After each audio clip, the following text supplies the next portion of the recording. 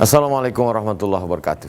Waalaikumsalam. Menyikapi wabah yang sedang dihadapi oleh seluruh penduduk dunia, termasuk kita sebagai masyarakat yang besar, maka saya lihat dari pertanyaan jamaah, dari komen dan lain sebagainya, saya klasifikasi masyarakat terbagi kepada 3. Yang pertama, amat sangat berani, bahkan sampai menantang COVID itu. Yang kedua, lawan dari yang sangat berani, amat sangat takut, sangat cemas, sangat ngeri. Bahkan saking cemasnya, imunnya turun disebabkan itu. Lalu kemudian yang pertengahan. Sedangkan saya sebagai tokoh agama Islam, saya selalu mengajak bahwa justru dengan adanya COVID ini semakin menyadarkan bahwa ajaran Nabi Muhammad SAW tidak hanya mengajarkan bagaimana kita melakukan ritual. Idza sami'tum bihi, kalau kamu mendengar ada suatu wabah terjadi di suatu tempat, la taqdimu ilaih, jangan kamu datang ke sana. Sudah tahu ada wabah, jangan ke sana. Idza waqa'tum bihi, kalau kamu berada di suatu tempat kemudian terjadi wabah di situ, la takhruju firaran minhu, jangan kamu keluar karena kamu hanya akan membawa virus itu keluar. Lalu kemudian kalau ada orang yang terkena wabah, bagaimana sikap kamu? Firra minal majzum firaraka minal asad. Larilah engkau dari orang yang terkontaminasi, terkena penyakit itu, kena virus itu, sebagaimana engkau lari dari seekor singa. Karena wabah virus kita tidak melihatnya.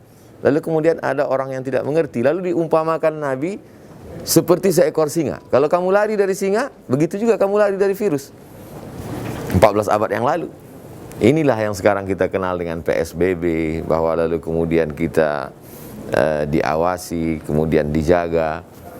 Maka sebagai orang yang tidak terlalu ketakutan, tidak pula amat sangat berani, tapi bersikap pertengahan, maka kuatkan iman, tetap sholat. Kalau kita berada di zona hijau, di zona kuning, tetap protokol kesehatan. Saya sendiri sebagai ketua masjid buat banner di depan, sediakan cuci tangan, jangan lupa gulung sajadah karena boleh jadi virus ada di karpet.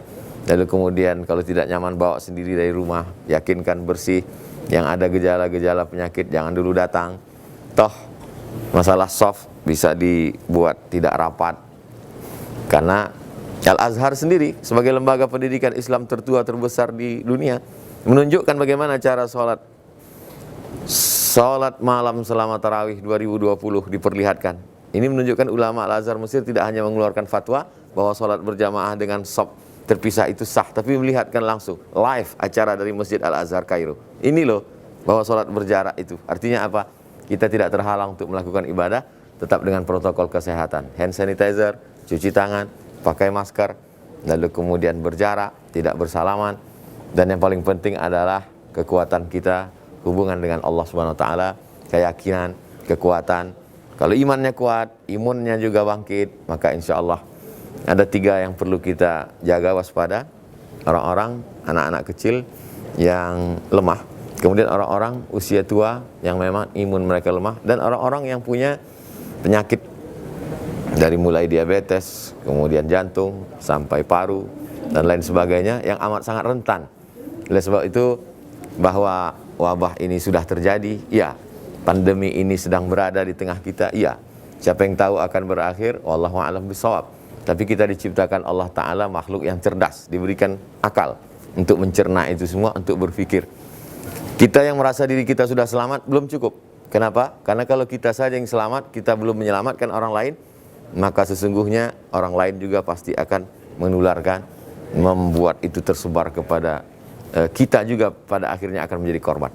Maka marilah menjadi masyarakat yang cerdas, masyarakat yang baik, baik secara agama, baik secara bangsa, maka insya Allah badai ini pasti dapat kita lalui.